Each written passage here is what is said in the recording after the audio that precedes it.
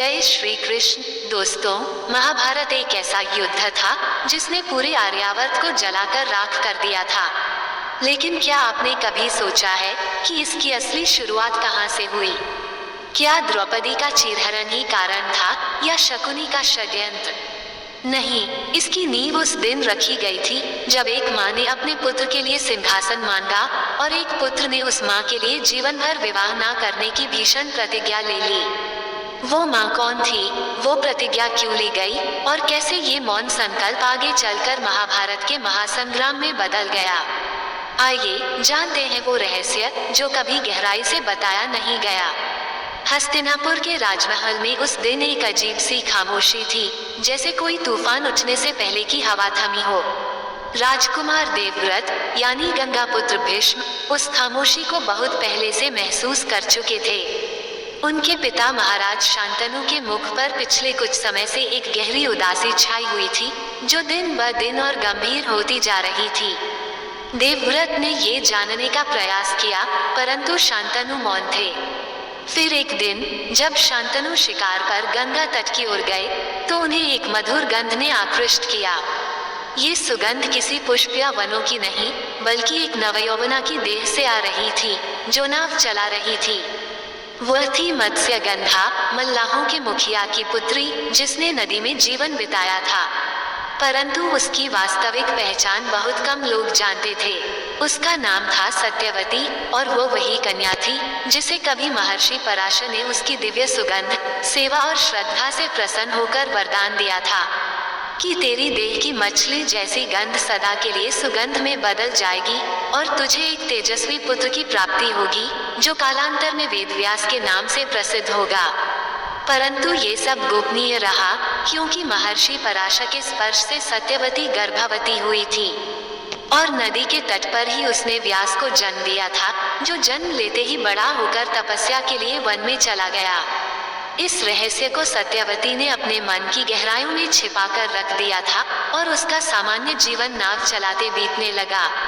लेकिन नियति ने उसे फिर से एक निर्णायक मोड़ पर ला खड़ा किया, जब राजा शांतनु ने उस पर मोहित होकर विवाह का प्रस्ताव रखा। सत्यवती के पिता ने कहा कि विवाह की शर्त यह है कि सत्यवती से उत्पन्न संतान ही हस्तिनापुर की गद्दी पर बैठेगी, न कि गंगापुत्र देवव्रत। शांतनु ये सुनकर मर्माहत हो गए और दुख में डूब गए। देवव्रत ने पिता की वेदना समझी और जाकर स्वयं मल्लाह से यह शर्त सुनी और तभी उन्होंने अपनी भीषण प्रतिज्ञा ली कि वे कभी विवाह नहीं करेंगे और हस्तिनापुर के सिंहासन पर अपना कोई अधिकार नहीं जताएंगे, जिससे सत्यवती की संतान ही राजा बने। ये प्रतिज्ञा इतनी कठोर थी कि देवताओं तक ने उन्हें भीष्म नाम दे दिया। ये सब सुनकर शांतनु ने उन्हें वरदान दिया कि वे अपनी इच्छा से मृत्यु का वरण कर सकेंगे। इस प्रकार भीष्म ने जो त्याग किया वह आगे चलकर महाभारत के मूल कारणों में बदल गया, क्योंकि इसी प्रतिज्ञा के कारण हस्तिनापुर का उत्तराधिकार संकट में पड़ा। चित्रांगद और विचित्रवीर्य जैसे दुर्बल और अल्पायु पुत्रों के निधन के बाद कोई योग्य उत्तराधिकारी नहीं बचा।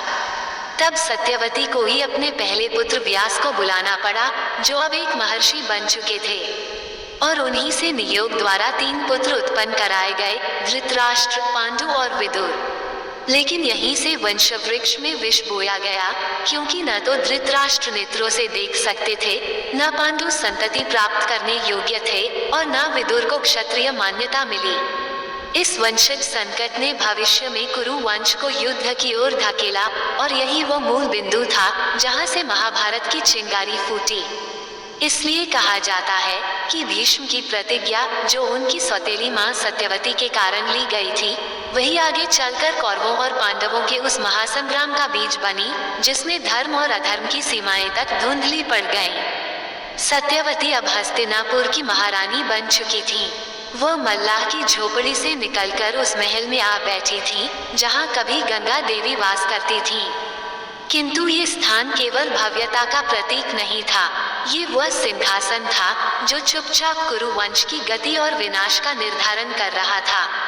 सत्यवती का मन भीतर से अशांत था। एक ओर उन्हें ये संतोष था कि उनकी कोख से उत्पन्न संतानें अब राजवंश की विरासत बनेंगी, परंतु दूसरी ओर वह जानती थी कि इस महल में वे कभी वह सम्मान नहीं पा सकेंगी जो गंगा को मिला था, क्योंकि देवव्रत यानी भीष्म का तेज, त्याग और धैर्य ऐसा था कि सारा दरबार उन्हें ही उत्तराधिकारी मानता था, भले ही उन्होंने प्रतिज्ञा कर दी हो।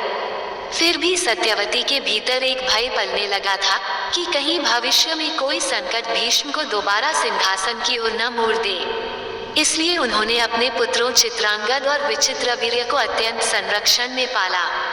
चित्रांगद बलवान थे, परंतु युद्ध में जल्द ही मारे गए, और जब छोटा पुत्र विचित्रवीर्य गद्दी पर बैठा तो सत्यवती ने उसका विवाह काशी की राजकुमारियों अंबा, अंबिका और अंबालिका से करवाने का निश्चय किया। किंतु समस्या ये थी कि काशी के राजा ने अपनी कन्याओं का स्वयंवर रखा था, जहां हस्तिनापुर को आमंत्रित नहीं किया गया। तब सत्यवती ने भले ही प्रत्यक्ष रूप से कुछ न कहा हो, लेकिन उनका संकेत भीष्म की ओर गया, और भीष्म ने अपने सौतेले भाइयों के लिए स्वयं काशी जाकर तीनों कन्याओं का हरण कर लाया। इस घटना ने अंबा के जीवन को तहस नहस कर दिया, क्योंकि वह पहले से ही शाल्वराज से प्रेम करती थी। लेकिन भीष्म द्वारा लाए जाने पर न तो शाल्वराज ने उसे अपनाया, न भीष्म ने विवाह किया, क्योंकि वे तो पहले ही प्रतिज्ञाबद्ध थे।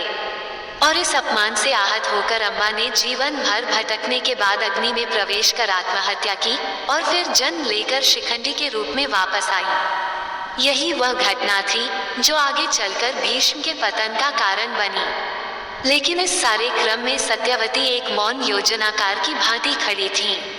वो केवल अपने पुत्र विचित्रवीर्य के विवाह और वंशवृद्धि को लेकर चिंतित थीं। किंतु दुर्भाग्यवश विचित्रवीर्य अल्पायु निकले और संतानहीन ही मृत्यु को प्राप्त हुए। अब कुरुवंश में कोई उत्तराधिकारी नहीं था। भीष्म अपनी प्रतिज्ञा के कारण पीछे हटे हुए थे। तब सत्यवती को याद आया अपना वो पुत्र जिसे वे जीवन के प्रारंभ में जन्म देकर नदी के तट पर छोड़ चुकी थी, वेदव्यास, जिनकी उत्पत्ति स्वयं महर्षि पराशर से हुई थी। सत्यवती ने उन्हें गुप्त रूप से बुलाया और उन्हें नियोग के लिए तैयार किया। नियोग वो परंपरा थी जिसमें किसी ब्राह्मण या ऋषि को पुत्रहीन विधवाओं के गर्भाधान हेतु बुलाया जाता था। सत्यवती ने अपने पुत्र व्यास को आदेश दिया कि वह अंबिका और अंबालिका के गर्भ से संतान उत्पन्न करें, ताकि कुरुवंश का भविष्य सुरक्षित हो सके। परंतु नियोग की यह प्रक्रिया इतनी सहज नहीं थी। व्यास का तेज, उनका विकराल रूप और तपस्वी जीवन इन कन्याओं के लिए भयावह अनुभव बन गया। अंबिका की आंखें भय से बंद हो गईं, जिससे धृतराष्ट्र अंधे पैदा हुए। अंबालिका पीली पड़ गईं, जिससे पांडु अत्यंत दुर्बल और रोगग्रस्त हुए। और जब एक दासी को नियोग हेतु प्रस्तुत किया गया, तब विदुर का जन्म हुआ, जो अत्यंत बुद्धिमान और नीति में पारंगत तो थे, लेकिन राजवंश के उत्तराधिकारी नहीं माने गए, क्योंकि वे दासी पुत्र थे। इस प्रकार भले ही कुरुवंश में संतानें उत्पन्न हो गईं, परंतु उनमें कोई भी पूर्णता का प्रतीक नहीं था। ये वही क्षण था जब सत्यवती को ये भान हुआ कि सिंहासन की लालसा ने जो बीज बोए हैं, वे अब विषफल बनकर सामने आ रहे हैं। उनके पुत्र चित्रांगद और विचित्रवीर्य तो संसार छोड़ चुके थे, और अब जो वंशज शेष थे वे किसी न किसी दोष से ग्रसित थे।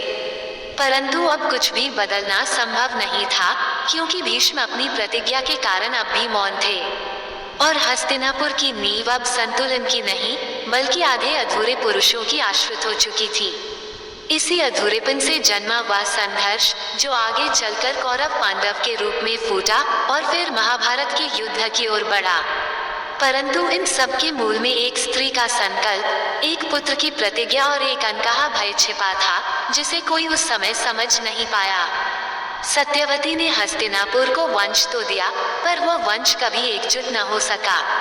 वेदव्यास द्वारा नियोग से उत्पन्न 3 संतानों, धृतराष्ट्र, पांडु और विदुर के जन्म के बाद भले ही हस्तिनापुर में उत्तराधिकारी संकट हल होता दिखा, परंतु उसकी जड़ में जो त्रुटियां थीं, वह अब धीरे धीरे वटवृक्ष का रूप लेने लगी। सत्यवती का मुख भले ही शांत दिखाई देता था, पर उसकी आंखों में एक ऐसा असंतोष ठहर गया था जिसे वह शब्द नहीं दे सकी। उन्हें विश्वास था कि उनके पुत्र व्यास के कारण जो संतानें उत्पन्न हुई हैं, वे हस्तिनापुर को स्थिरता देंगी, परंतु नियति ने उन्हें भी भरपूर त्रुटियों के साथ भेजा था। धृतराष्ट्र जन्म से अंधे थे और वही अंधकार उनके शासन में उतर आया, जबकि पांडु अत्यंत योग्य और युद्ध कुशल होते हुए भी एक अभिशाप के कारण स्त्री के साथ संबंध बनाते ही मृत्यु को प्राप्त होने के भय में जीते रहे। और तीसरे विदुर, जो सबसे विवेकी, सबसे धर्मज्ञ, सबसे दूरदर्शी थे, उन्हें ही गद्दी का अधिकारी नहीं माना गया, क्योंकि वे दासी पुत्र थे। यही वो त्रिकोण था जहां से कुरुवंश की दिशा उलझने लगी। अब हस्तिनापुर का उत्तराधिकारी बना धृतराष्ट्र, परंतु उसकी अंधता ने उसे सदा अपने आत्मिक शून्य से संचालित किया, और यही शून्यता धीरे धीरे पुत्रमोह का आकार लेने लगी।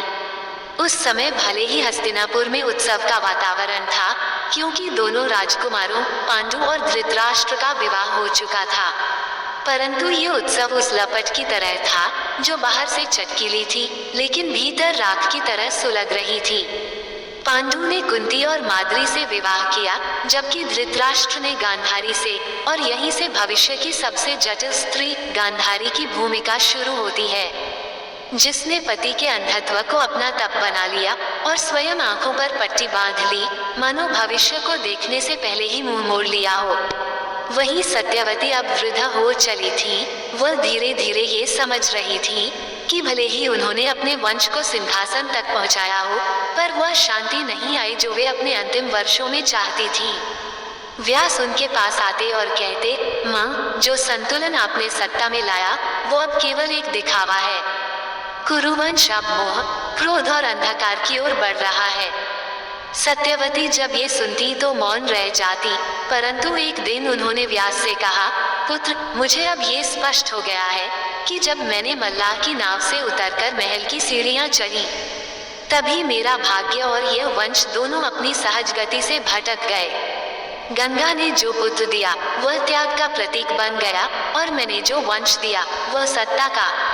फिर उन्होंने कहा, मैं अब गंगा के पास जाना चाहती हूँ, उसके मौन जल में अपना शेष जीवन विसर्जित करना चाहती हूँ, क्योंकि यहाँ अब जो घटेगा वह केवल महाभारत की भूमिका होगी। ये सुनकर व्यास की आंखें नम हो गईं। उन्होंने अपनी माता को प्रणाम किया और सत्यवती अंततः वन की ओर निकल गईं, जहाँ कुछ समय बाद उन्होंने शरीर त्याग दिया।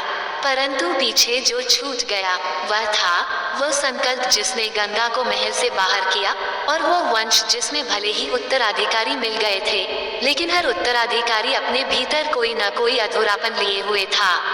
पांडु को ऋषि किंदम द्वारा दिया गया वह श्राप जिसने उसे संतान उत्पत्ति से वंचित कर दिया, और धृतराष्ट्र का वह जन्मांध स्वभाव जिसने उसे जीवन भर अपने पुत्रों से परे कुछ नहीं दिखने दिया।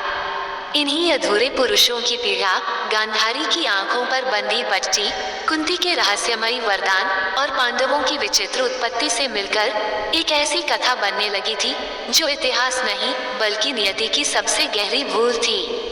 और वहीं से उस युद्ध की नींव रखी गई जिसे कोई रोक न सका, और जिसकी शुरुआत भले ही कौरवों और पांडवों से होती दिखती हो, परंतु उसका बीज गंगा की चुप्पी और सत्यवती की सत्ता की आकांक्षा में ही बोया गया था। हस्तिनापुर का आकाश इन दिनों शांत था, परंतु वह शांति वैसी थी जैसे कोई नदी ऊपर से शांत दिखाई दे पर भीतर उसकी धाराएं तेजी से बह रही हों। धृतराष्ट्र और गांधारी के जीवन में नया मोड़ तब आया जब गांधारी को ये ज्ञात हुआ कि वह 100 पुत्रों की मां बनने जा रही है। यह कोई साधारण वरदान नहीं था, वरन एक ऐसी भविष्यवाणी थी जिसे सुनकर दरबार में उत्सव तो मना, लेकिन ईश्वर तक मुस्कुराए, क्योंकि 100 पुत्रों का जन्म कोई भाग्य नहीं था। वह तो एक संकेत था कि यह वंश अब तर्क, नीति और धर्म से नहीं, भीड़, बल और अंधत्व से चलेगा। परंतु नियति के नियम सरल नहीं होते। गांधारी का गर्भ 2 वर्षों तक यथावत बना रहा, न कोई शिशु न कोई स्पंदन। फिर जब उसे ज्ञात हुआ कि कुंती ने पांडु के अभिशप्त जीवन के बावजूद सूर्य के वरदान से एक दिव्य पुत्र युधिष्ठिर को जन्म दिया है, तो गांधारी के भीतर ईर्ष्या की ज्वाला भड़क उठी। उसी क्षण उसने अपने गर्भ को बलपूर्वक गिरा दिया, जिससे एक मांसपिंड निकला। जिसे वेदव्यास के निर्देश पर 100 भागों में बांटकर 100 कलशों में रखा गया, जहां से क्रमशः 100 कौरव पुत्रों का जन्म हुआ। उनमें सबसे पहले जन्मा दुर्योधन, जिसकी जन्म के साथ ही सारे ब्राह्मणों ने अशुभ संकेत देखे। गधे रेंकने लगे, आकाश लाल हो उठा और नगर में कुत्ते रोने लगे। परंतु धृतराष्ट्र ने मोहवश उसे त्यागने से इनकार कर दिया। व्यास, विदुर सभी ने चेताया कि यह पुत्र कुल का विनाशक बनेगा, परंतु पुत्रमोह धृतराष्ट्र की आंखों से कहीं अधिक गहरा था, और यह वही अंधत्व था जो आगे चलकर न्याय और अन्याय में भेद न कर सका। वहीं दूसरी ओर पांडु ने वन में रहते हुए कुंती से वरदान द्वारा युधिष्ठिर, भीम और अर्जुन को प्राप्त किया, और माद्री ने अश्विनी कुमारों के वर से नकुल और सहदेव को जन्म दिया। इस प्रकार पांचों पांडव शारीरिक, नैतिक और आध्यात्मिक दृष्टि से अत्यंत शक्तिशाली थे, किंतु उनका जन्म वनवास की छाया में हुआ। राजमहल की गोद नहीं मिली, और वहीं कौरवों का बचपन महलों में विलास और अहंकार में पला। दुर्योधन ने बचपन से ही देखा कि भीम उससे बल में अधिक है, अर्जुन उसकी प्रशंसा से बड़ा है, युधिष्ठिर को सब धर्मराज कहते हैं। ये तुलना धीरे धीरे द्वेष में बदल गई, और फिर ये द्वेष ही आगे चलकर एक षड्यंत्र बन गया। गांधारी ये देख रही थी कि उसके पुत्रों के भीतर बढ़ता द्वेष केवल प्रतिस्पर्धा नहीं, एक बीमारी बन रहा है। परंतु वह अपने अंधे पति के निर्णयों के सामने चुप थी, और धृतराष्ट्र, जो स्वयं जीवन से वंचित रहा था, अब अपने पुत्रों की हर दुर्बुद्धि को समर्थन दे रहा था। भीष्म, जो हस्तिनापुर के सबसे प्रबुद्ध और शक्तिशाली थे, वे अपने व्रत और प्रतिज्ञा में ऐसे बंधे थे कि केवल शांति की बात करते रहे। पर समय अब शांति की नहीं, तूफान की मांग कर रहा था। गुरु द्रोण, जो अपने ही अपमान का बदला राजा द्रुपद से लेने के लिए कौरवों और पांडवों को शस्त्र विद्या सिखा रहे थे, उन्होंने अर्जुन में वह तेज देखा जो भविष्य का चक्रवर्ती बन सकता था। पर दुर्योधन को ये बात स्वीकार न थी, और तभी उसने अपनी मित्रता से कर्ण को गले लगाकर उस राजनीति को जन्म दिया जो उसके जीवन की सबसे बड़ी चाल थी। रोटी को छोटी, क्योंकि कर्ण सूर्य पुत्र होते हुए भी सूत पुत्र के रूप में पहचाना जाता था। उसे उसकी मां कुंती ने जन्म लेते ही नदी में बहा दिया था, और अब वह दुर्योधन के संरक्षण में अर्जुन का शत्रु बन गया। इस पूरे घटनाक्रम को दूर से देख रहे थे वेदव्यास, जो अब तक हस्तिनापुर के लिए केवल एक ऋषि नहीं, अपूर्व भविष्य द्रष्टा बन चुके थे। उन्होंने भांप लिया था कि यह सब अब एक ऐसे युद्ध की ओर बढ़ रहा है जहां केवल अस्त्र नहीं, आत्माएं भी घायल होंगी। वह सत्यवती की दूरदर्शिता का अंत देख चुके थे, गंगा के मौन त्याग की कीमत समझ चुके थे, और अब कुरु वंश को अपनी ही भूलों की आग में जलते हुए देखने के लिए विवश थे। और इसी अग्नि से उठी थी वह चिनगारी जो अब हस्तिनापुर के राजमहल से बाहर निकलकर युद्ध के मैदान की दिशा में बहने लगी थी। हस्तिनापुर के राजप्रासाद में अब केवल गूंजते शंख और मंत्र नहीं, बल्कि ईर्ष्या, षड्यंत्र और भय की धीमी धीमी सांसें सुनाई देने लगी थीं। भीष्म, जो अब वृद्ध हो चुके थे, अपने व्रत की सीमा में रहकर हस्तिनापुर को बांधने का प्रयास कर रहे थे, पर भीतर ही भीतर हर संबंध की गांठ ढीली पड़ने लगी थी। गुरुकुल में शिक्षा समाप्त होने के पश्चात जब कौरव और पांडव हस्तिनापुर लौटे, तो दुर्योधन के भीतर अर्जुन और भीम को लेकर वह ईर्ष्या पूरी तरह विष में बदल चुकी थी।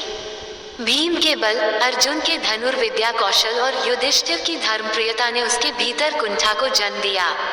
और तभी गुरु द्रोण ने एक प्रतियोगिता रखवाई, जिसमें अर्जुन के समक्ष जब कर्ण खड़ा हुआ तो सारा राजदरबार स्तब्ध रह गया। उसकी वीरता, उसकी समान धनुर्विद्या और उसके चेहरे पर सूर्य का तेज ऐसा था कि सबने समझ लिया कि अर्जुन को अब चुनौती मिल चुकी है। किंतु जब कर्ण से उसका कुल पूछा गया और वह सूतपुत्र निकला, तब अर्जुन और द्रुपद ने उसका अपमान किया। पर दुर्योधन ने वह राजनीति साधी जिसकी चपेट में आने से भविष्य भी बच न सका। उसने कर्ण को अंगदेश का राजा बनाकर उसे गले लगाया और यह कहकर उसकी आत्मा को जीत लिया कि जन्म से नहीं, कर्म से योद्धा बनते हैं। यही वह क्षण था जब अर्जुन के भीतर कर्ण के लिए गर्व के साथ साथ एक गहरी प्रतिद्वंद्विता ने जन्म लिया, और कर्ण के हृदय में ये पीड़ा बैठ गई कि उसे अपनी मां के बिना जन्म, कुल और पहचान के अभाव में जीना है। वहीं दूसरी ओर द्रुपद से अपने अपमान का प्रतिशोध लेने के लिए गुरु द्रोण ने पांडवों को विशेष रूप से प्रशिक्षित किया और अर्जुन को दिव्यास्त्रों की विद्या दिलवाई। पांडवों की लोकप्रियता दिन प्रतिदिन बढ़ने लगी। जनता उन्हें नायक की तरह देखने लगी और युधिष्ठिर को भावी सम्राट मानने लगी। यही देख दुर्योधन और शकुनी ने वो षड्यंत्र रचा जिसे लक्षागृह कहते हैं। उन्होंने एक महल बनवाया जो घी, तेल और लकड़ी से बना था और उन्हें वाराणवत भेजने की योजना बनाई, जहां रात्रि में उसे जलाकर पांडवों को भस्म कर देना था। परंतु विदुर की दूरदृष्टि से पांडव ये भाग गए और वे सुरंग बनाकर बच निकले। पर पूरे राज्य में उनकी मृत्यु की खबर फैलाई गई और दुर्योधन ने स्वयं को उत्तराधिकारी घोषित कर दिया। परंतु नियति को कुछ और मंजूर था।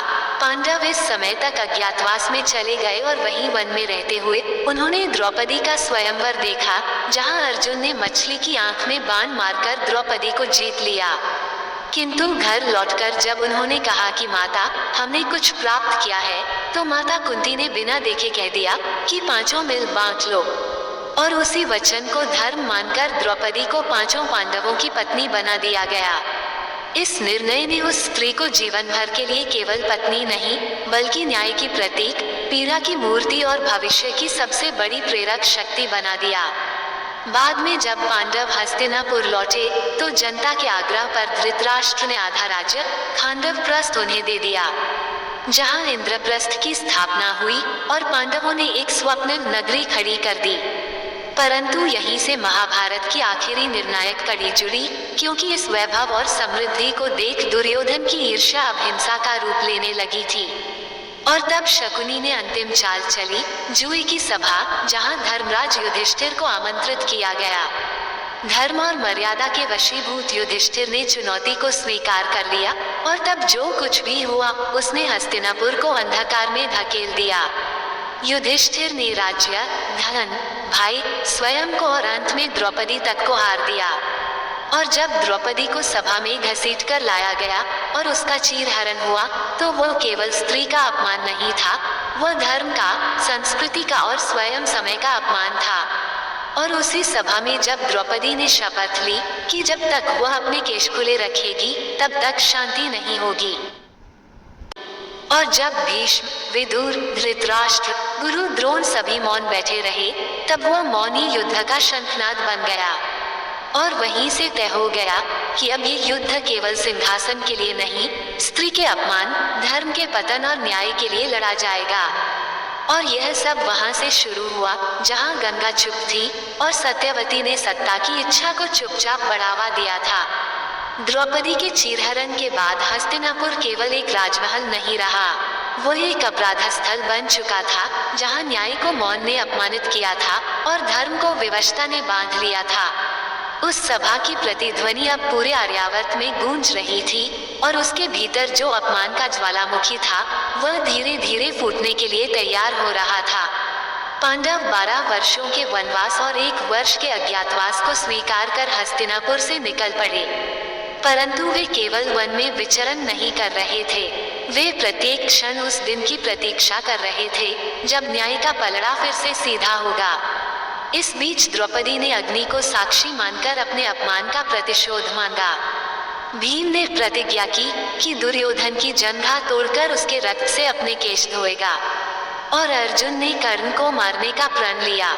दूसरी ओर धृतराष्ट्र और गांधारी अब पुत्र मोह के ऐसे बंधन में जकड़े थे कि उन्होंने अपराध को भी क्षमा की दृष्टि से देखना सीख लिया था।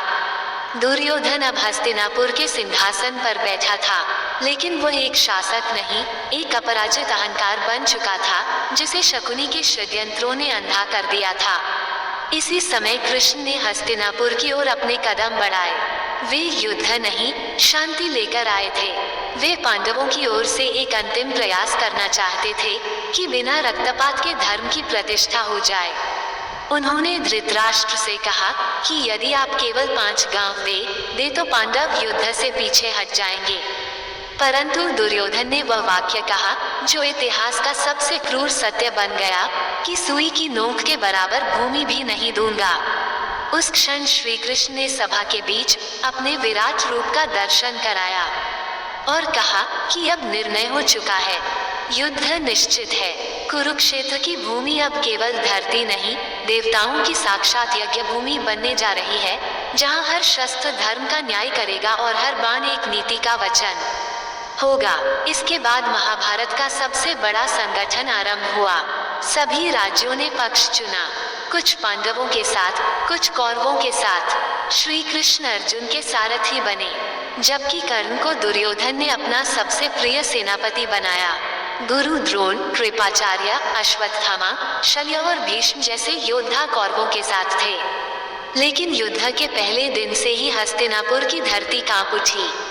जब भीष्म ने अर्जुन के बाणों को सहा और फिर भी उसे शाप न दिया, जब कर्ण को उसकी सूतपुत्र की पहचान ने बार बार अपमानित किया, जब भीम ने एक एक करके दुर्योधन के भाइयों को धूल चटाई, और जब अर्जुन ने भीष्म को शरशैया पर लिटाकर उनकी प्रतिज्ञा को विराम दिया, तब उस रणभूमि में केवल रक्त नहीं बहा, वो तो उन प्रतिज्ञाओं, अपमानों और उन चुप मौनों का परिणाम था जो हस्तिनापुर के राजदरबार में वर्षों पहले बोए गए थे। वहीं श्री कृष्ण युद्ध भूमि में सारथी के रूप में थे, परंतु उनके बिना युद्ध की दिशा तय ही नहीं हो सकती थी। उन्होंने अर्जुन को गीता सुनाई, वो उपदेश जो केवल युद्ध का घोष नहीं, आत्मा की मुक्ति का मार्ग बन गया। वहीं कर्ण, जो जीवन भर सत्य और त्याग में जिया, जब अपने अंतिम समय में मां कुंती का सत्य जानता है कि वह उसी की संतान है, तब उसके हृदय में जो द्वंद्व होता है वो महाभारत का सबसे बड़ा मानवीय क्षण बन जाता है। और अंततः जब पांडव जीतते हैं तो वह केवल विजय नहीं होती, वह शून्यता होती है, क्योंकि उनके अपने सभी प्रियजन, गुरु, भाई, पुत्र उस युद्ध में मिट चुके होते हैं। तब श्री कृष्ण कहते हैं कि यह धर्मयुद्ध था, परंतु इसमें सबसे बड़ा पराजित अहंकार हुआ है और सबसे बड़ा विजेता कर्तव्य। इस पूरे युद्ध की जड़ में जो एक चुप रह गई स्त्री थी, गंगा, और जो एक निर्णायक बनी, सत्यवती, उनके निर्णय, उनके मौन और उनके संकल्पों ने एक ऐसा चक्र रच दिया था जिसे स्वयं समय भी रोक नहीं सका। और तभी यह कथा केवल एक युद्ध नहीं, एक चेतावनी बन गई कि जब धर्म मौन होता है और मोह बोलता है, तब युद्ध अनिवार्य हो जाता है। कुरुक्षेत्र की धरती अब शांत थी। जहां कभी रथों के पहिए गूंजते थे, वहां अब केवल मृतदेहों का मौन पसरा था। अश्वत्थामा की अंतिम रात, कर्ण का छला गया धर्म, भीष्म की शरशैया और द्रौपदी के 5 पुत्रों की निशा में हत्या, ये सब उस युद्ध की कीमत थी जिसे जीतना ही एकमात्र लक्ष्य था। परंतु जब युधिष्ठिर ने सिंहासन पर बैठते समय चारों ओर देखा तो उन्हें शून्य के सिवा कुछ दिखाई नहीं दिया। उन्होंने कहा कि इस राज सिंहासन पर बैठने से पूर्व यदि मैं जानता कि मेरे भाई, गुरु, पुत्र और प्रियजन सब मुझसे छिन जाएंगे, तो मैं कभी धर्मयुद्ध नहीं करता। परंतु श्री कृष्ण ने मुस्कुराते हुए उत्तर दिया, धर्म का मूल्य सदा रक्त से ही चुकाया जाता है, वो कभी फूलों से नहीं लिखा जाता। इधर धृतराष्ट्र और गांधारी अब हस्तिनापुर में नहीं, शोक की अग्नि में जी रहे थे।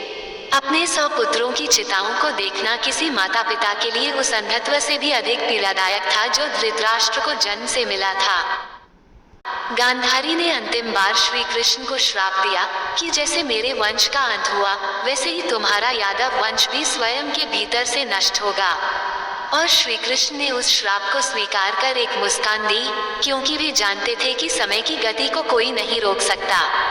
विदुर, जो सदा धर्म की राह पर थे, अब वानप्रस्थ लेकर चले गए, और युधिष्ठिर, जो सदा धर्मराज कहलाए, उन्हें सबसे अधिक प्रायश्चित का भार उठाना पड़ा। उन्होंने एक दिन घोषणा की कि वे हिमालय जाएंगे और मोक्ष प्राप्त करेंगे, क्योंकि हस्तिनापुर अब केवल एक गूंज बन चुकी थी जहां युद्ध की ध्वनि बार बार आत्मा में बजती थी। द्रौपदी, जो इस समस्त युद्ध की धुरी बनी, वह अब एक देवी बनकर इतिहास में स्थिर हो गई, परंतु वह स्थिरता दर्द से भरी थी। श्री कृष्ण, जिन्होंने युद्ध के दौरान पांडवों को दिशा दी, अब द्वारका लौटे जहां उनके वंश ने उसी प्रकार विनाश को प्राप्त किया जैसा गांधारी ने कहा था। और एक दिन वे भी अकेले वन में बैठे जब एक व्याध ने उनके पैर में तीर मारा, और उसी क्षण श्रीहरि ने अपने अवतार को पूर्ण करके विष्णुलोक की ओर प्रस्थान किया। लेकिन जाते जाते उन्होंने अंतिम संदेश यही छोड़ा कि जब भी धर्म अधर्म से पराजित होता प्रतीत होगा, मैं आऊंगा। और तब इस कथा का अर्थ केवल महाभारत नहीं रहेगा, ये जीवन की व्याख्या बन जाएगा। यही कारण है कि महाभारत केवल एक युद्ध नहीं, एक ग्रंथ है जिसमें हर पात्र सत्य का कोई रूप है, हर क्षण चेतावनी है और हर संवाद उस जीवन की गहराई है जिसे हम प्रतिदिन जीते हैं। और इस पूरी कथा के मूल में जो छिपी रही वह थी दो स्त्रियां, गंगा और सत्यवती। एक ने पुत्र दिया जिसने प्रतिज्ञा में जीवन होम कर दिया, और दूसरी ने सत्ता के लिए पुत्र मांगा और अंततः समस्त वंश को युद्ध की ओर धकेल दिया। और यहीं से आरंभ होती है वह सबसे बड़ी सीख कि इतिहास के युद्ध तलवारों से नहीं, संबंधों से आरंभ होते हैं। तो मित्रों, ये थी उस स्त्री की कहानी जो साधारण मल्लाह की बेटी थी, लेकिन उसके एक निर्णय ने इतिहास के सबसे भयंकर युद्ध की नींव रख दी।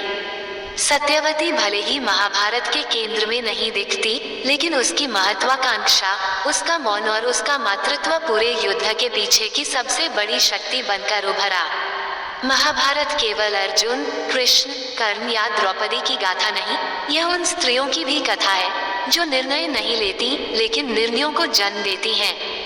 मित्रों, अगर यह कहानी आपके दिल को छू गई हो तो वीडियो को लाइक जरूर करें, कमेंट में बताएं कि आपके मन में सत्यवती के लिए क्या भाव है, और ऐसे ही गहराई से जुड़ी पौराणिक कहानियों के लिए हमारे चैनल